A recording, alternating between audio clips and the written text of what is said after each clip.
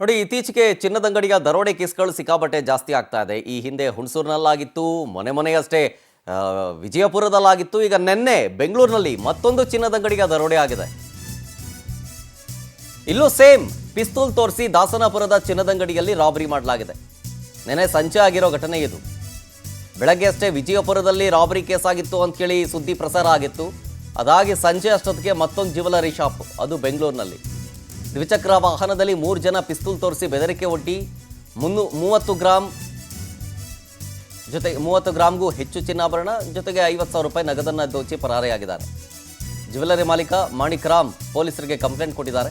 ಬೆಂಗಳೂರು ವಾಯುವ್ಯ ವಿಭಾಗದ ಪೊಲೀಸರು ಸ್ಥಳಕ್ಕೆ ಭೇಟಿಯನ್ನು ಕೊಟ್ಟು ಪರಿಶೀಲಿಸಿದ್ದಾರೆ. ಸಿಸಿಟಿವಿ ಕ್ಯಾಮೆರಾ ಆಗಿರ್ಬೋದು, ಜೊತೆಗೆ ಐ ವಿಟ್ನೆಸ್ ಆಗಿರ್ಬೋದು, ಸುತ್ತಮುತ್ತ ಇರುವಂಥ ಅಕ್ಕಪಕ್ಕದ ಅಂಗಡಿಗಳಾಗಿರ್ಬೋದು, ಅಲ್ಲಿ ಆದಂಥವ್ರು ಏನಾದರೂ ಸುಳಿವು ಸಿಗಬಹುದು ಅವರಿಂದಾಗಿ ಹೀಗನ್ನುವಂಥ ವಿಚಾರಕ್ಕೆ ಸಂಬಂಧಪಟ್ಟಂತೆ ತನಿಖೆಯನ್ನು ಕೈಗೊಳ್ಳಲಾಗಿದೆ. ಸಿಸಿಟಿವಿ ಗಮನಿಸ್ತಾ ಇದ್ದೀರಿ ನೋಡಿ.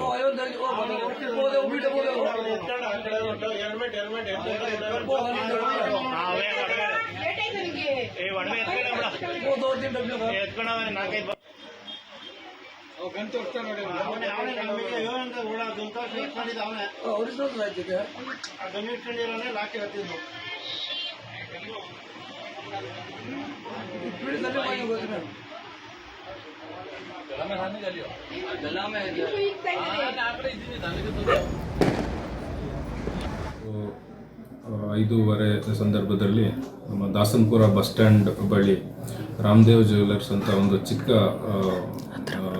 ಆಭರಣ ಶಾಪ್ ಇದೆ. ಅಲ್ಲಿ ಒಂದು 3 ಜನ ಒಂದು 2 ವೀಲರಲ್ಲಿ ಬಂದು ಒಂದು ಪಿಸ್ತೂಲ್ ಅಂತಹ ಒಂದು ಇದರಲ್ಲಿ ಎದುರಿಸಿ ಅಲ್ಲಿ ಅಂಗಡಿಯಲ್ಲಿರ್ತಕ್ಕಂಥ ಇಬ್ಬರು ಮಾಲೀಕರ ಮಕ್ಕಳು ಇರ್ತಾರೆ. ಆ ಟೈಮಲ್ಲಿ ಅವರಿಗೆ ಎದುರಿಸಿ ಒಂದು 30 ಗ್ರಾಮ್ ಅಷ್ಟು ಚಿನ್ನಾಭರಣಗಳು ಮತ್ತು ಒಂದು 50,000 ಹಣ ಕೂಡ ತೆಗೆದುಕೊಂಡು ಹೋಗಿದ್ದಾರೆ ಅಂತ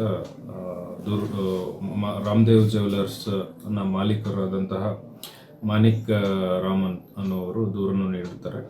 ಅದರಂತೆ ನಮ್ಮಲ್ಲಿ ಒಂದು ಮಾದನಾಯಕನಹಳ್ಳಿ ಪೊಲೀಸ್ ಸ್ಟೇಷನಲ್ಲಿ ಒಂದು ರಾಬರಿ ಕೇಸನ್ನು ದಾಖಲು ಮಾಡಿಕೊಂಡು ಆರೋಪಿತರ ಪತ್ತೆಗೆ ಪ್ರಯತ್ನ ಮಾಡಲಾಗ್ತಾ ಇದೆ. 5:30 ಸಂದರ್ಭದಲ್ಲಿ ನಮ್ಮ ದಾಸನಪುರ ಬಸ್ ಸ್ಟ್ಯಾಂಡ್ ಬಳಿ ರಾಮದೇವ್ ಜ್ಯುವೆಲರ್ಸ್ ಅಂತ ಒಂದು ಚಿಕ್ಕ ಆಭರಣ ಶಾಪ್ ಇದೆ. ಅಲ್ಲಿ ಒಂದು 3 ಜನ ಒಂದು 2 ವೀಲರಲ್ಲಿ ಬಂದು ಒಂದು ಪಿಸ್ತೂಲ್ ಅಂತಹ ಒಂದು ಇದರಲ್ಲಿ ಎದುರಿಸಿ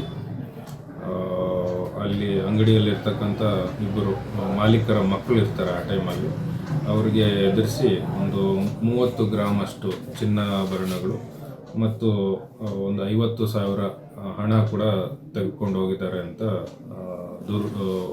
ರಾಮದೇವ್ ಜ್ಯುವೆಲರ್ಸ್ನ ಮಾಲೀಕರಾದಂತಹ ಮಾಣಿಕ್ ರಾಮನ್ ಅನ್ನೋರು ದೂರನ್ನು ನೀಡಿರ್ತಾರೆ. ಅದರಂತೆ ನಮ್ಮಲ್ಲಿ ಒಂದು ಮಾದನಾಯಕನಹಳ್ಳಿ ಪೊಲೀಸ್ ಸ್ಟೇಷನಲ್ಲಿ ಒಂದು ರಾಬರಿ ಕೇಸನ್ನು ದಾಖಲು ಮಾಡಿಕೊಂಡು ಆರೋಪಿತರ ಪತ್ತೆಗೆ ಪ್ರಯತ್ನ ಮಾಡಲಾಗ್ತಾ ಇದೆ. 5:30 ಸಂದರ್ಭದಲ್ಲಿ ನಮ್ಮ ದಾಸನಪುರ ಬಸ್ ಸ್ಟ್ಯಾಂಡ್ ಬಳಿ